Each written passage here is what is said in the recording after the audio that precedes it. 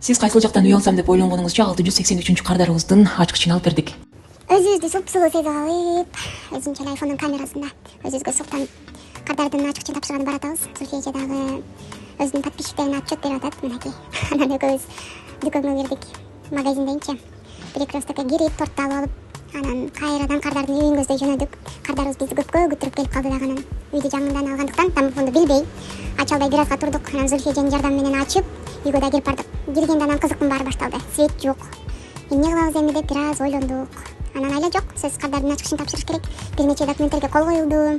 Светтин жоктугуна карабай, телефондун вспышкасын күйгүзүп алып, мына ушинтип документтерге кол коюп, ачкычты дагы тапшырдык. Свет сөзсүз күйөбүз кайра. Анан кардарыбыздын белектерин тапшырып алып, үйгө көздөй жөнөдүк.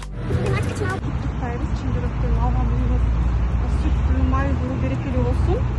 Бул үйгө сделкага негизи 10-июндан кийин чыгат болчук. Эженин жолуна жараша аябай эрте чыктык, сделкасы бүттү. Үйүнү жакынкы күндөрдө буюрса тартабыз. Элнур эжеден дагы 2 ооз сөз болсун. Силерге рахмат, силердин командаңарга. Неожиданно болуп кетти, чоң рахмат. Москва шаарынан үй алды. Москвадан еще метрого жакын. Ошол метр квадрат деле бизге нормально эле. Самарасага рахмат, еще бир эжеге да рахмат айтып кетейин, ким эле аты? Жазгүл эжеге.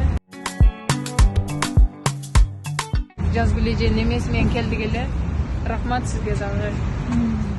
Куттуктайбыз.